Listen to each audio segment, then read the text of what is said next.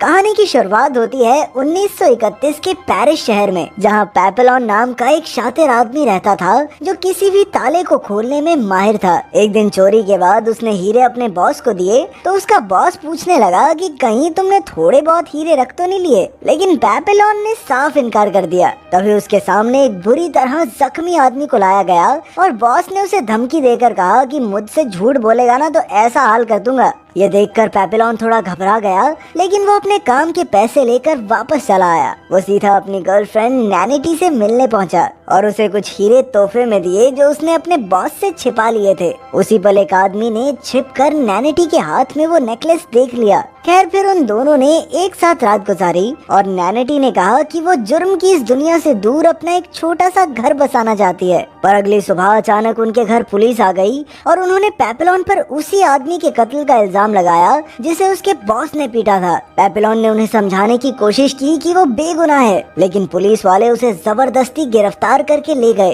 पेपलोन समझ गया था कि ये पुलिस वाले उसकी कोई बात नहीं सुनेंगे, इसीलिए उसे इस जेल से भागना ही होगा। इसके बाद पेपलोन ने जुलॉट नाम के एक कैदी से दोस्ती की। जुलॉट ने उसे बताया कि यहाँ से भागने के लिए बहुत सारे पैसों की जरूरत है। फिर उसने डेगा नाम के कैदी की तरफ इशारा करके कहा कि ये तुम्हारी मदद कर सकता है। असल में डेगा के पास बहुत पैसा था, लेकिन फिर एक दिन वो नकली नोट बनाता पकड़ा गया। खैर फिर सभी कैदियों को कश्ती के जरिए पीनल कॉलोनी नाम की एक जेल में भेज दिया गया। जब रात हुई तो पेपलोन ने डेगा से कहा कि मैं पैसों के बदले में जेल में तुम्हारी सुरक्षा कर सकता हूँ, लेकिन डेगा ने उसका ऑफर ठुकरा दिया। उस रात सोते समय डेगा ने देखा कि किसी ने उसके साथ सो रहे कैदी का बेरहमी से कत्ल कर दिया, क्योंकि उसने अपने पेट में पैसे छिपा रखे थे। ये देखकर डेगा बुरी तरह डर गया और अगली सुबह उसने पेपलोन की शर्त मान ली। शर्त के मुताबिक पेपलोन डेगा की सुरक्षा सिर्फ तब तक करेगा जब तक वो जेल नहीं पहुंच जाते। असल में डेगा पेपलोन के साथ जेल से भागना नहीं चाहता था,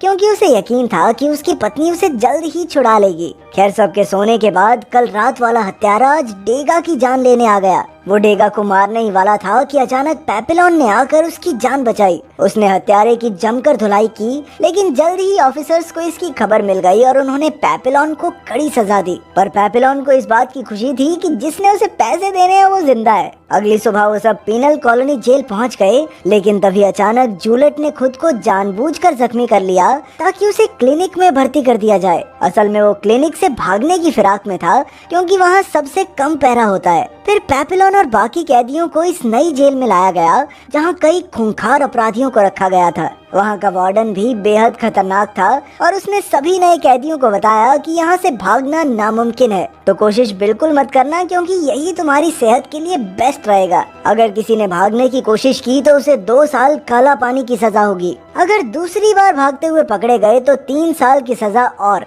लेकिन जो तीसरी कोशिश करता पकड़ा गया उन्हें डेविल्स आइलैंड नाम की एक जेल में भेज दिया जाएगा, जहाँ रहकर हर इंसान पागल हो जाता है। और तो और अगर किसी ने कोई कत्ल किया तो सबके सामने उसका सर धड़ से अलग कर दिया जाएगा। इसके बाद सभी कैदियों को पत्थर उठाने का काम मिला। कुछ दिन बाद पेपलोन की मुलाकात एक कश्ती वाले से हुई। पेपलोन ने उसे कश्ती के बदले ढेर सारा पैसा देने का वादा किया और वो मान भी गया। उसने पेपलोन को अगली रात किनारे पर मिलने को कहा। तभी अचानक एक खूंखार कैदी को इस प्लान की भनक लग गई और उसने पैसों के लिए डेगा पर हमला कर दिया। पर इस बार भी पेपलोन ने उस कैदी को धूल चटाकर डेगा की जान बचाई। ये सब देखकर डेगा को एहसास हो गया कि पेपलोन के बिना तो वो यहाँ एक दिन भी जिंदा नहीं बच पाएगा। अब उसके पास कोई और चारा नहीं था, इसीलिए उसने भी पेपलोन के साथ भागने का फैसला किया। फिर अगली सुबह सभी कैदियों को मैदान में इकट्ठा किया गया। असल में जूलॉट ने भागने की कोशिश में 2 गार्ड्स की हत्या कर दी थी। कुछ ही पलों में उसका सर धड़ से अलग करके उसे मौत के घाट उतार दिया गया।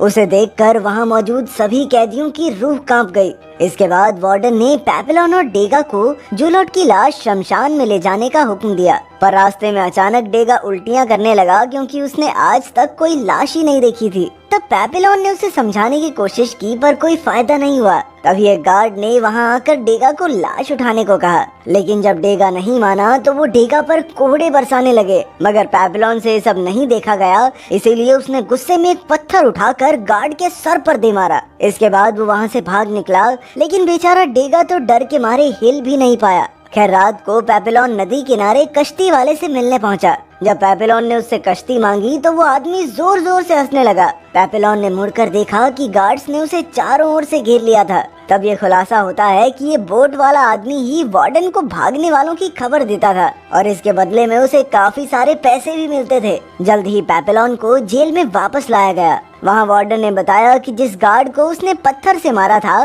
वो जिंदा बच गया है, इसलिए पेपेलॉन को मौत की सजा तो नहीं होगी, लेकिन भागने के जुर्म में अब उसे दूसरे टापू पर काला पानी की सजा काटनी होगी। जब पेपेलॉन वहाँ पहुँचा तो वहाँ का माहौल देखकर उसकी रूह कांप गई। पिछली जेल में कम से कम कैदी इधर उधर घूमकर एक दूसरे से बातें तो कर सकते थे, लेकिन यहाँ उसे एक छोटे से कमरे में बंद रहना होगा, वो भी बिना कोई आवाज किए। यहाँ तक कि इस जेल में तो खुद से बात करना भी एक गुनाह था। इसके अलावा उसे खाने के नाम पर सिर्फ एक बेकार सा सूप मिलता था। लेकिन एक दिन अचानक खाने में उसे एक नारियल मिला। उसके अंदर एक कागज का टुकड़ा भी था जिस पर लिखा था कि अब से उसे रोज नारियल मिलेंगे। पेपेलॉन समझ गया कि ये जरूर डेगा की तरफ से हैं। इसी तरह कुछ हफ्ते बीत गए, लेकिन जल्द ही वार्डन को इसकी भनक लग गई और उसने गुस्से में उस गार्ड को मार डाला जो पेपेलॉन को खाना देने जाता था। इसके बाद उसने पेपेलॉन से पूछा कि इसके पीछे किसका हाथ है, लेकिन पेपेलॉन ने कोई जवाब नहीं दिया। तब वार्डन ने गुस्से में कहा कि अब से उसे आधा कटोरा सूप ही मिलेगा।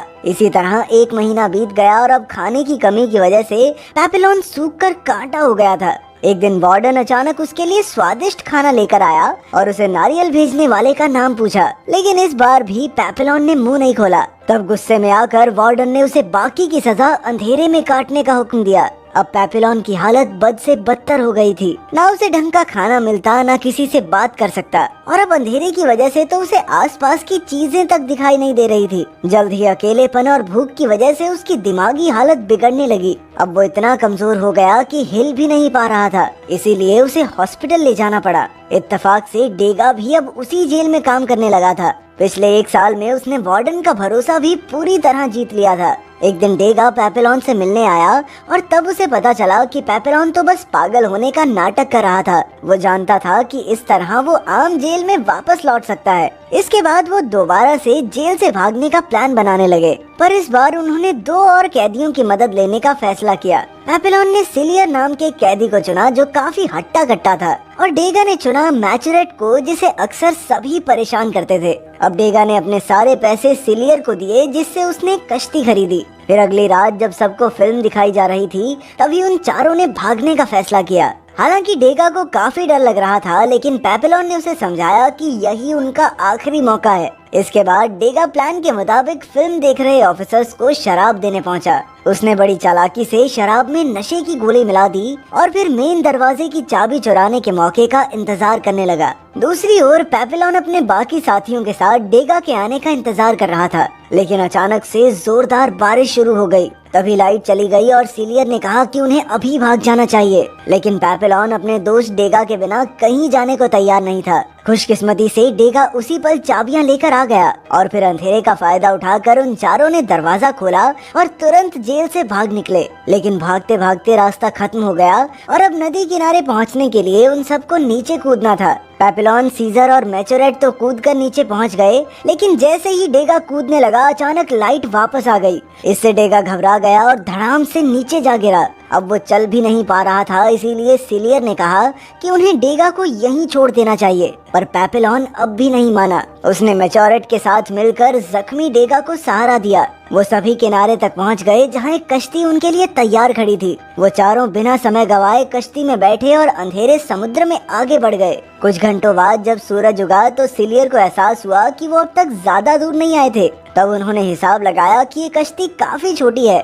और ये 4 लोगों का भार तो नहीं उठा सकती। साथ ही एक भयंकर तूफान तेजी से उनकी ओर बढ़ने लगा। अब उनके पास समय बहुत कम था, इसीलिए सिलियर ने अपनी ताकत के दम पर मैचुरेट को समुद्र में धकेल दिया और फिर उसने डेगा पर हमला किया। लेकिन पेपेलॉन उसके रास्ते में आ गया और दोनों एक दूसरे से लड़ने लगे। सिलियर पेपेलॉन से काफी हट्टा कट्टा था और उसे मारने ही वाला था कि ऐन वक्त पर डेगा ने उसकी पीठ में छुरा घोंपकर उसकी हत्या कर दी। इसके बाद उन दोनों ने मिलकर सिलियर को कश्ती से बाहर फेंका और मैचुरेट को वापस ऊपर खींच लिया। पर कुछ ही पलों में वो तूफान की चपेट में आ गए और चारों तरफ अंधेरा हो गया। जब उनकी आंख खुली तो वो सब एक टापू पर थे। असल में टापू के कुछ लोगों ने उन्हें समुद्र में बहते हुए देखा और उनकी जान बचाई। तभी एक नन ने वहां आकर पेपेलॉन को बताया कि ये टापू कोलंबिया में है। शाम को पेपेलॉन ने डेगा से कहा कि उन्हें जल्द से जल्द यहाँ से निकलना चाहिए, लेकिन डेगा ने कहा कि अगर वो जाना चाहता है तो जा सकता है, क्योंकि अब उनकी डील खत्म हो चुकी है। असल में वो भाग भाग कर थक चुका था।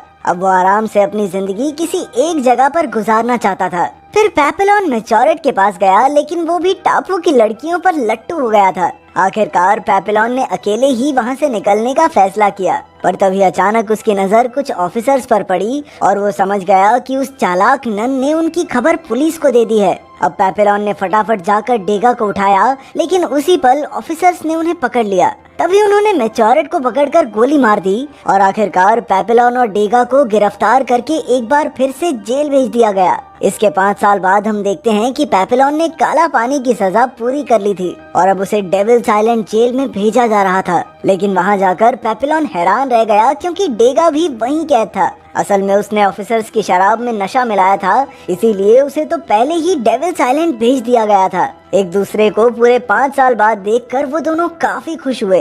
फिर शाम को दोनों समुद्र किनारे बैठे थे कि पेपेलॉन को एक आइडिया आया। उसने डेगा से कहा कि अगर वो एक छोटी सी राफ्ट बनाए तो समुद्र की लहरें खुद ब खुद उन्हें दूसरे छोर तक ले जाएंगी। पर डेगा ने कहा कि भाई देख, तूने जो करना है कर ले, लेकिन मुझे इससे बाहर रख प्लीज। वो पिछले 5 साल से यहाँ शांति से जिंदगी गुजार रहा था और तो और उसकी पत्नी ने भी किसी और से शादी कर ली थी, इसीलिए अब उसे वापस लौटने में कोई खास इंटरेस्ट भी नहीं था। खैर, उसने फिर भी नारियल से राफ्ट बनाने में पेपेलॉन की मदद की। अगली सुबह दोनों दोस्तों ने एक दूसरे को गले लगाकर अलविदा कहा और फिर पेपेलॉन राफ्ट समुद्र में फेंक कर उस पर कूद गया। खुशकिस्मती से उसका प्लान कामयाब रहा और लहरें उसे दूसरी ओर ले जाने लगी। उसे जाते देख डेगा की आंखों में भी आंसू आ गए।